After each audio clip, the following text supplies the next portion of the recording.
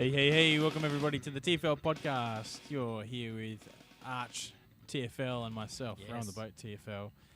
And we are pumped because it is championship conferences week. I don't know what I'm saying. We got two big games coming up in the NFL Two playoffs. big games, two big starts of this podcast. Yeah, that's right. Kids, hey, for the win. That door just there can pop open any moment. That's the game we're playing, guys, so get ready. Hey, look, there's only two games, so we're going to get through this one a little bit quicker than normal. Everybody, we are into episode 98 of the TFL podcast. Yes. If you missed the news last week, we are calling it quits after episode 100, which is our Super Bowl week. Next week, we're toying up with what next week's going to look like. You know, the Pro Bowl means jack, so who cares about that? But we might just get some other Aussie content creators on and kind of have a bit of a yarn about that. So keep an eye out for what's happening next week. It should be good fun. That'll be episode 99, and then episode 100 previewing the Super Bowl, and just that'll be really good fun. Who knows who it's going to be? It'll be the Bengals. Nah, probably not. Well, I don't know. Yeah. Week 17 has something to say about that. It does. Yeah, that's right. So we're looking forward to what's going to happen this weekend. That's for sure. Arch, how you feeling about the weekend ahead? Look, again, just disappointed. It's only on one day. That one day is our work day. Monday. Back at it. We'll give it a go. Look, to be honest, Rowan, a little bit of honesty right now. Still recovering from a very bloody big burger that I just had for dinner. I must say, this double cheeseburger that I had was the best burger I've ever had. And you made I'm going to say it. It was amazing. That's just the juiciest beef, just the balance of flavours. And I'll be honest. Can't deny the arrogance there, can you? I ate more than I needed. And I'm just... It's all just sitting up here. Let's just say I'm glad that I'm not in the same room as you at the moment, because who knows what smells might be flying around by the end of this episode. Oh, dear. Anyway, but yeah, obviously, football's cool. So Football's cool. We're going to talk DFS. We're going to talk about Draftstars. Not two-game burger slate. talk. No, enough of that. Two massive games. KC taking on the Bengals and the Rams taking on the 49ers. Campy, one of our Discord friends, has chimed in with, imagine how much Arch could invest in DFS if he sold a quarter of his wine collection that he's sitting in front of right now. Well, Campy, a little, obviously, we've only got 2 game slate here to preview, so I can waffle on and talk some bullshit if I need. Can you? I live, 30 minutes, 40 minutes from the Barossa Valley, where you're going to get your best, wines in the country, pretty much. And shameless plug for South Australia. Oh, South Australian wine, especially. I mean, he's from Victoria, and I mean, what have they got? The Pyrenees wine region, weak as piss wines. Now, but when you live this close to the Barossa, and you get word of some local sales, and whilst my wines may be plenty, they are very cheap. And look, at Dan's they'll cost a little bit, but look, I averaged about $5 to $10 a bottle from this wine sale, late last year. So filled the rack nicely there. So all show. Good done. Yeah, look, whatever. We've had burger talk, we've had wine talk, wine wank, you could call it, and what are we doing, bro? We are moving on. Let's look. Plug some things, I guess, for our last few episodes. What have we got left to plug? Oh, look, YouTube. We're on YouTube. Like and subscribe, everybody. Just subscribe. For the 2 remaining episodes of the TFL podcast. Yeah. This is going to be fun. Let's jump in, Arch. We've got the conference championships. Let's just jump in. Hit the music. Yeah! Sing your song. Boom, boom! It's conference championship weekend. It's actually just one day. Yeah.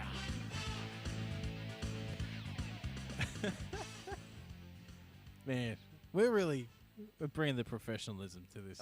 Look, my this wife little outfit, hates aren't me we? that she's still trying to put kids to sleep, and so that didn't help. She's going to be the one that comes through that door and just rips the headphones out and lays into you somewhat. Oh, dear. If you're following us on YouTube, we've got the Draftstars screen there to be shared. Archer's going to pull it up for me right now. And we're going to go through this slate position by position. We're going to start with the quarterbacks. and before we kind of jump into this, like the two games that we're looking at here are just very, very different in what people are projecting for. I'm pretty sure the Cincinnati Kansas City game's looking at a 54.5 point total at the moment, with Kansas City being 7-point favorites. And then you got the Rams and San Francisco. I think about a 47-point total, and the Rams are 4.5 point favorites. That was my last read, anyway. Looking at that is an interesting one. You've also got some history here. You've got Kansas City losing to the Bengals in Week 17 of this season. So, hey, that's not long history. That's real recent. So, Cincinnati's going to be coming in with some confidence, you think. That was Jamar Chase's just huge 266-yard, 3-touchdown game that just where he exploded it. So, we're not going to get that again. If we did, I mean, hey, I'm all for it. But can't quite see that happening. On the other side, the Rams haven't beaten the 49ers for 3 years. It's been 3 years. They've lost 6 straight games against the 49ers, including in Week 18 of this season. So, again, recent history. Very, very recent. Just can't do it or keep doing it, can they? Garoppolo's healthy, not on the injury report at all. So, crap. But they don't need him. No, the biggest question really is Elijah Mitchell and whether he's going to get up. I think he was limited practice. So, 2 really interesting games, but the betting favorite for points is at Kansas City and Cincinnati. Now, mind you, Cincinnati won at home against Kansas City, so now they're traveling to Arrowhead, which is probably one of the hardest places to play at. So, again, you have to read into this. Either way, I think it says everything about a high total game. So I'm really, really excited about it, which is why Patrick Mahomes and Joe Burrow are my clear favorite quarterbacks to be playing in this week. So that's really where I'll be heading. Mahomes obviously coming off of 2 40-point games, just absolutely smashing it in the playoffs. Love to see that. Joe Burrow, interesting, 16 points, 17 points. But the week that he did play Kansas City, 446 passing yards, 4 touchdowns for 37.9 points there as well. So he has the ceiling. It's there, but it's just been an interesting last couple of weeks, particularly, I think, where you look at the Titans. The Titans were able to pressure him a heck of a lot and really get to the quarterback. The offensive line in Cincinnati is poor, as we've seen throughout this season. So there is pressure there. So obviously he's priced $1,500 less on Draftstars than Patrick Mahomes. But when the pressure gets to him, he has to kind of get it out. But last 2 weeks, it's been enough to kind of quell that. So Burrow clearly more risk. Mahomes clearly the safest play. But that price, as we'll see in a little bit, will be... Makes things hard. Yeah, make it very, very hard. Look, I'm leaning these two guys. I can't bring myself to really play Stafford or Garoppolo. Last time Stafford played San Francisco, we didn't even put up 20 points. 2 interceptions against them as well. San Francisco know how to play the Rams. Like, that's just a fact. We've seen that in the last 6 losses that the Rams have had. Yes, it's a little bit different. Quarterback's different now with Stafford, and Akers is back, which is a great thing, and he's clearly running down the clock. And so it was 2.0 yards per carry. It was ugly. The offense. But they were playing against Tampa Bay, so I feel like we have to read into that a little bit. Also had 2 fumbles, so take those away. It's a semi-decent fantasy game. But Garoppolo, I'm not touching with the 10-foot pole. No. In fact, I'm offended that he's even on the list of Draftstars quarterbacks to choose from. Fair enough. What are you going to do? Yeah, that's right. Why isn't he 8K? Yeah. Look, that's a good question. That's a really good question. Imagine if Trey Lance comes in at some point and scores a couple of touchdowns. That would be something else. But no, Jimmy Garoppolo has shown that he can. He's Shanahan's guy. He's clearly Shanahan's guy. I'll tell you this, though, Ron. I'm putting in a Trey Lance 50-cent micro entry just for the fun of it. Just so I can say I can live. And so you can actually fit in some great players down the other positions. Honestly, it is hard work this week. Look, I don't mind it. I think the thing with Burrow, you got to think if they have to pass, don't they? They have to keep up, and they can keep up with if he's super efficient and he's shown he can do that, and against Kansas City. So I don't mind Burrow side of this stack because, I got to get my hand. This is more or less a first look at the pricing for us. Yeah. But I really want to dig. It's early. What are my Mahomes stacks going to look like with eating up that salary? But yeah, they've priced when we get to wide receiver. They have priced Hill down a bit, so that might counteract it a little bit. A little bit, yeah. But anyway, if I was to play 10 lineups, just off the top of my head, what I'm probably leaning to now is I would probably go 5 Mahomes, 4 Burrow, 1 Stafford, just for the off chance that Stafford, throws 3 touchdowns and lifts.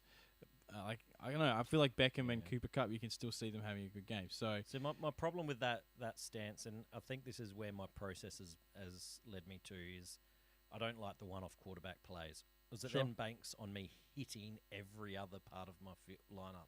Whereas if I condense my quarterback field, I can then, there's more chance of me hitting the other pieces with the multiple lineups. The way I would play that if I was playing Stafford, though, is it's not like I'd be fading the other game. For me, it would be a salary saver. It would be me going, let's play a skinny stack with Stafford and say Higbee or Kupp if I really felt like he was the play, and flood the rest of the side with Kansas City and Cincinnati guys. Like, that's how I would be looking at that, because that 4K, 3.5K between Matthew Stafford and Patrick Mahomes is worth something on this slate, as we'll soon see.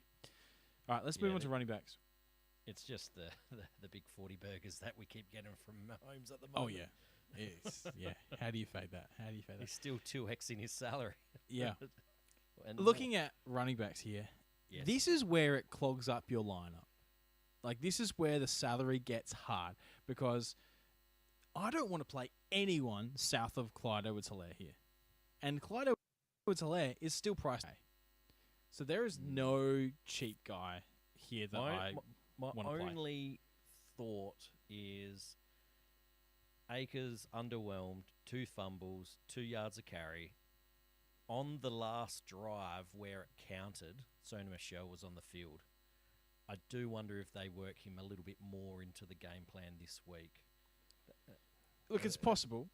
I mean, but he was there for passing downs. Sony Michel was. He wasn't there to run the ball. I think if I am looking at last week's game correctly here, sorry, just let me pull that up. Sony Michel had 1 rushing attempt for 4 yards. Yeah. Akers had 24. Like, I hear you, Arch. I hear you. But that was the Bucks. That was a stout run defense. I can't see. I just wonder if they went too hard and they might realise actually things were working pretty, like, a lot, working better with Michelle, and maybe they work him a little bit more. Maybe a 70-30 type split rather than, the 80-odd% snap share that he had. Maybe. I'm just saying maybe because I'm just want a cheap running back role. Yeah, I know. Crying You out do. loud. 100%.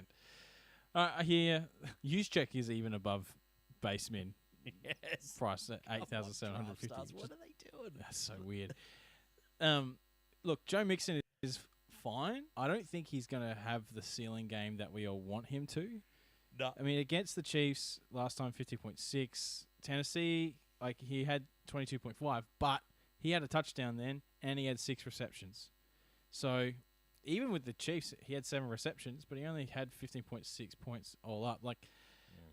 I'm not loving Mixon because he's that top dollar, and I think there's better guys around that price in the other positions that I'll be wanting to play. Yep. So Elijah Mitchell, if healthy, is the guy that I want to be attacking. Mitchell, just watch the questionable tag. Look, funny things can happen. I think it is still his knee injury that he's been dealing with for a long time. So, I think there's a Trent Williams injury as well on the offensive line to keep an eye on. Yes, there is as well, which isn't ideal. Yeah, Rams are stacked on D. Can we just take a moment? Big time. Just killing big time. Yeah, I'm gonna have a hard time moving the ball, I reckon. No, I agree. So that's another reason why Cam Akers is my play. Look, if I'm going to be honest here, I'm going to be... Hopefully he can push up to 2.2 yards of carry. Is that what you're... I'm hoping that he pushes it up to at least 3.5. Well, not 3.5, but 3. But Cam Akers is the guy... with a shot at the end zone. Don't forget the plays that get taken away from Akers every week. That seems like there's always just a holding or something that he gets pulled back from.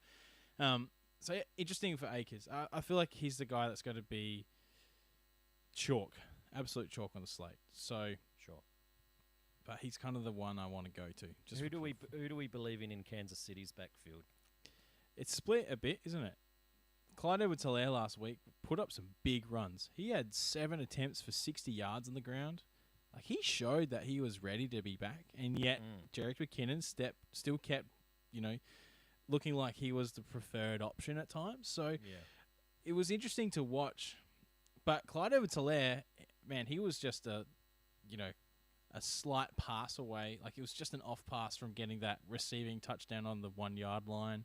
Like, there was opportunities there for CEH to really take his score and elevate it above what it was. 7.9 last week. Jerick McKinnon, 12.8. Yeah. Jerick McKinnon, though, is getting the receptions. We're seeing that. So that's probably why he's priced up. He had 7 targets, McKinnon. Like, 7 targets, 54 yards. But, yeah, on the ground, 10 carries for 24 yards, whereas, CEH with the 60 off of 7. If you're poo-pooing Cam Akers, poo-poo Jerick McKinnon, who was only running against, goodness me, I've forgotten who the Kansas City Chiefs played last week. What are you talking about? The Bills. Far out. That was it's only the greatest game we've ever watched. Yeah, that's the brain fart of the year. That was. Look, if I'm going to play one of them, I'm going to take the salary saving and play CEH more than I'm going to play Jerick McKinnon. But I know there's risk involved for that. I guess the question is, what's the game plan? What's the game script going to be? Like, is it Kansas City gets in front and sits on a lead? Yeah. Maybe then they'll rely, give it to CH a little bit more on the ground. But if they're going toe to toe, Jerick McKinnon maybe gives that little bit more of a gadget, Swiss Army type. Roller. Yeah. What the interesting part is that going back to the Week 17 game, Darrell Williams was the guy, and and Derek Gore. There was no CEH, there was no Jerick McKinnon. So Darrell Williams had 14 attempts for 88 yards and 2 touchdowns. So they got the run game working, and it was a very vital part of their game. That's why Patrick Mahomes only had to throw. He threw for only 259 yards, mind you, off of 35 attempts, 26 completions. But they were really balanced offense, which is not what we saw last week and the week before, where they just started hyper targeting, through the air. Yeah. So I think we have to ask the question of, how are they going to go about this? The game script was interesting, as I remember watching. Like, they got up early, and so they didn't have to attack too hard early on. It was only later in the game that they fell behind. But if we expect Kansas City to keep pushing, we expect to be in front, then potentially we can see decent yardage from CEH on the ground. But I can see most of my lines will probably have one of them and Elijah Mitchell probably as, and maybe I don't know if I can trust Cam Akers for some reason against San Fran. That's fair. So anyway, it's a tough spot. You have to play 2 guys. Like, you're going to be spending more than $20K on your running backs, which is always a little bit tricky when you've got guys like this in the wide receiver land that you want to play. You want to play Cooper Kupp, but he's $19,000. You want to play Jamar Chase, 16.5. Tyreek Hill's down at 14.8. That's what I mean. This is what I mean. We're talking about Joe Mixon at 14.6 or Tyreek Hill at 14.8. I'm playing Tyreek Hill every day of the week. Deebo Samuel, 14.8 as well. What about that? And then drops down. I don't know if you want to pull it. Something just makes me not want to play Deebo. It's a bit of the injuries, but I don't know if the full ceiling's there. Sure, he's had a few a couple big games, but I reckon it'd be under 20 points is his average on the year. And I think at the salary, and you want to win a GPP, I think the odds are. I just don't think this is the game for Deebo to be able to do everything. Yeah, it's a hard one to risk, I think, because he scored, aside from last week against Green Bay, he scored a touchdown and against Tennessee, but he still put up 31 points that week. Like, he's scoring touchdowns or putting up 100 yards. He's done that for weeks on end. The 2 times he's played LA this year, he scored 30 points and 30 points or 29 points. So he knows how to play LA. That's another thing I guess you want to read into that. So maybe it's the injury that scared me. Potentially, yeah, he didn't look super spry, did he, towards the end of the game? Debo's, again, though, when I'm looking at this here, it's almost like there's Cooper Kupp, and then it drops down to Chase Hill and Samuel.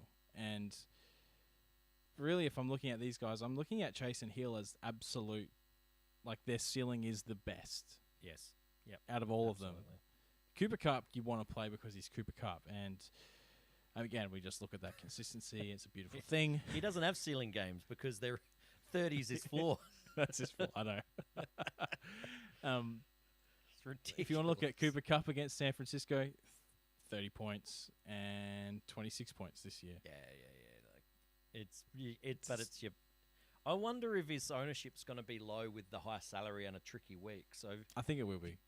So I'm pretty interested in how can I fit him in and get a good lineup. It's going to be fun time. I guess we should have a little chat about how we actually put one of these lineups together at the end. Well, let's put one together just as we kind of talk about it. So you got these big guys. You want to play them. Yeah. Chances are you can only play one. That's the reality. We'll see that in a sec. Then you got these guys in the middle here, and it's a little bit ugly. No. Pringle, Higgins, and Beckham. If you had to pick one of those, who do you like the most? Probably, it would be T. Higgins, I'd say. Okay. I think the volume there in a potential, another big game. KC didn't do that well in that game, but I think we saw him get targeted fairly well last week. Only a few yards shy from the 3-point bonus. Yeah, that's right. And potentially is going to be, I think needed. We saw. Did you see Tyler Boyd's ownership? I think was above T. Higgins. Yeah, that's surprising. Draftstars, which shows how many people are getting burnt by T. Higgins. That too hurt a lot of people. He was so chalky that week. Yep. Now he didn't hit a touchdown or hit the 3 points. I wonder if that 16.6 goes under the radar again, and we'll see us still another lot. It was a Burrow, Jamar Chase, Tyler Boyd double stack, which was pretty common across the board, and I wonder if that's just going to be the same thing again for the salary. Yeah, with Boyd down here at sub 10K, it's quite likely.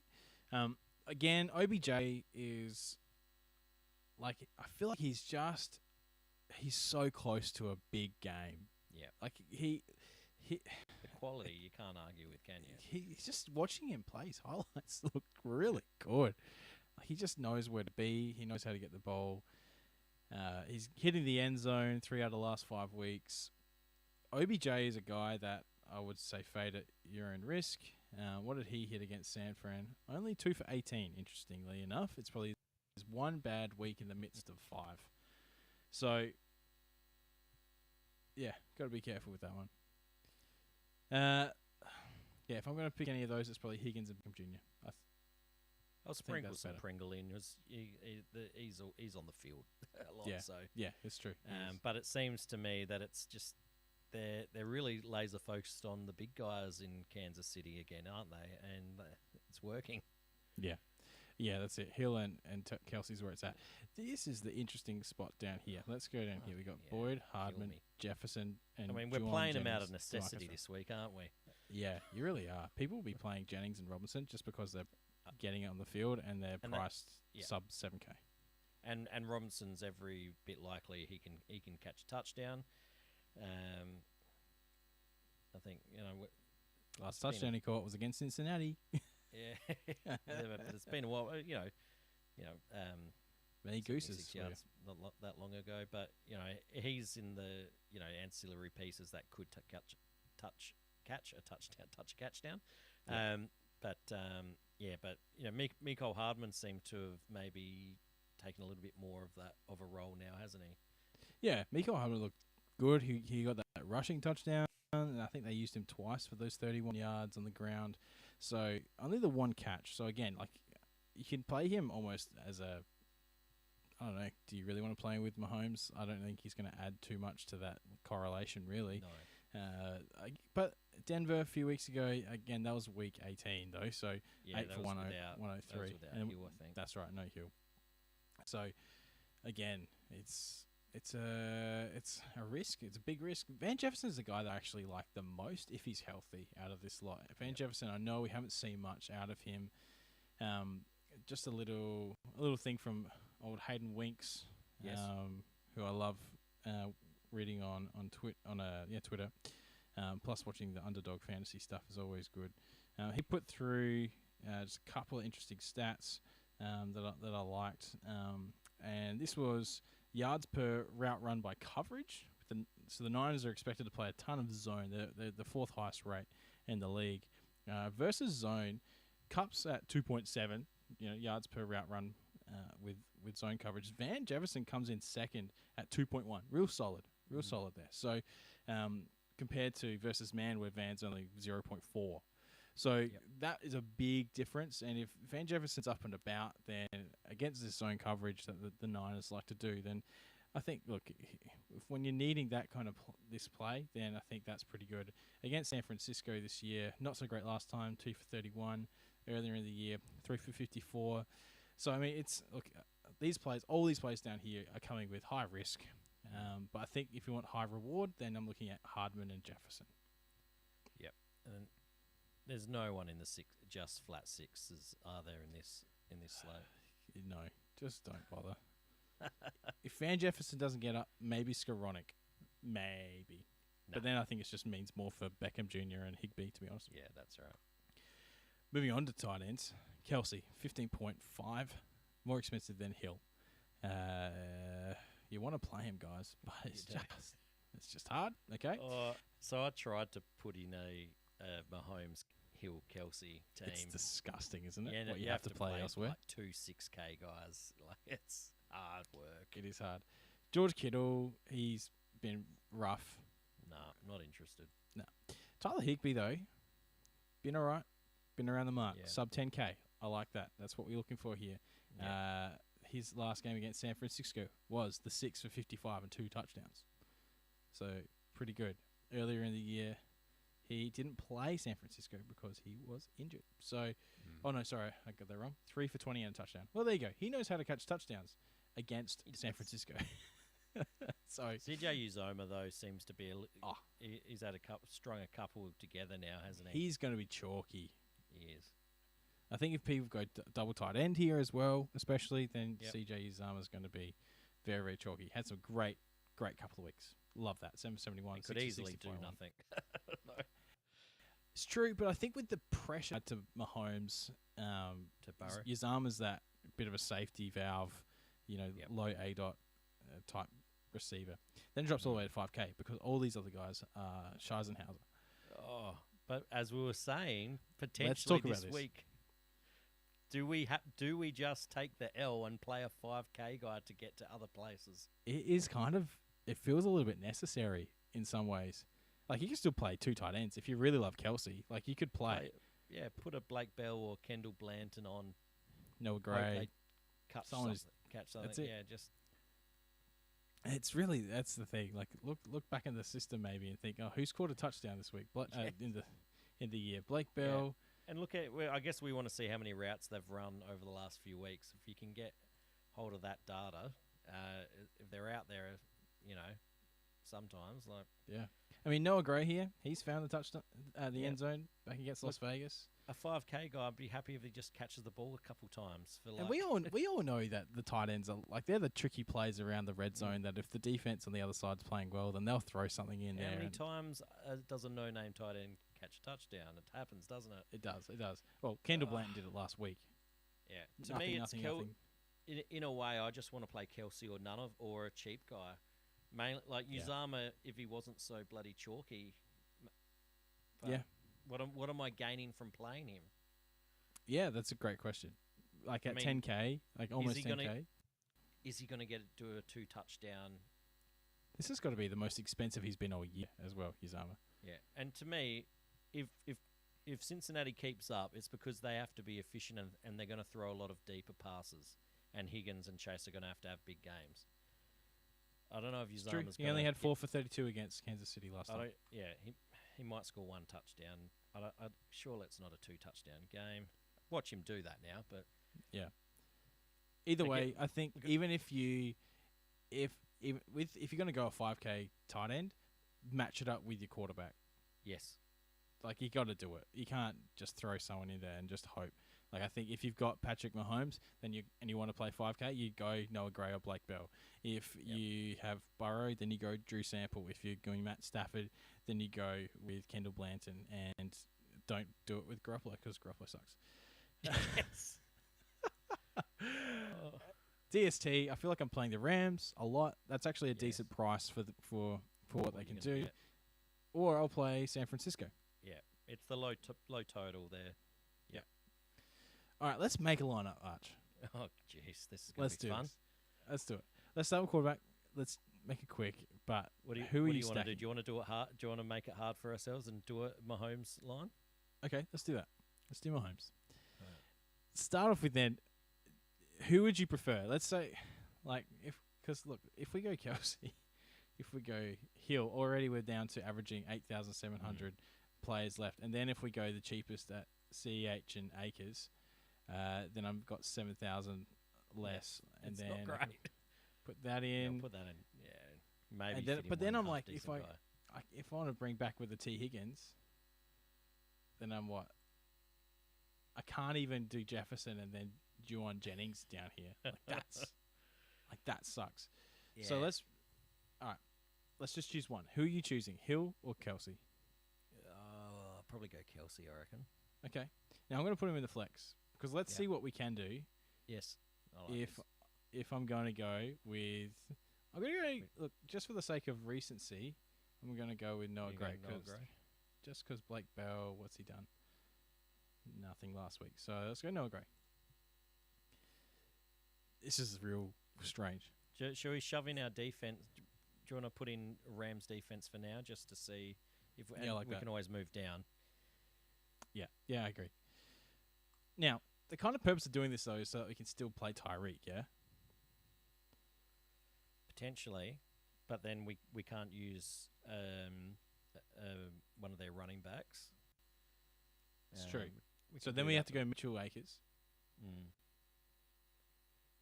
But then I can't even do Higgins. OBJ in?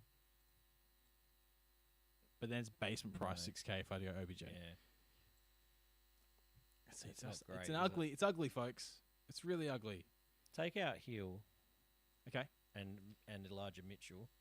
Sure. And we've got put in Jerick McKinnon. Yep. Wide receivers. We've got 3 wide receivers at an average of 11,300. Jeez, and we can't afford Chase then, can we? Either. If I go Chase, that's the bring back, isn't it? Yeah. Then I can throw in. I can't even do Jefferson and then Boyd. It has to be like. If I go Higgins, and Boyd OBJ. and OBJ. Yeah, I mean. But then that 5K is that 5K player Noah Gray worth it for what you're getting there? Well, we did say we could go down. Let's go down to San Francisco 49ers here. That's true. Then I've got $2,000 left. I can make T Higgins into Brandon Ayuk. Yeah, no, I'm not interested in that. Oh man. What about take Boyd out and change Higgins to Jamar Chase? How much have we got? I have 7,000, so I can put in Juwan Jennings. But even then, I've got a 6K wide receiver and I've got a 5K tight end. Yeah, and what we're showing is it's hard work making these these Kansas City stacks this week. If I went Jerick McKinnon instead of CEH, then I could, instead of Juwan Jennings, go Van Jefferson. Okay, that's probably better play. But heavy on LA there when San Francisco is in our defense. Yuck. Well, what's Kansas City's defense? We can go Bengals defense, which is not what I want to do at all. Minus EV move there. It's tough work out there, folks. It is.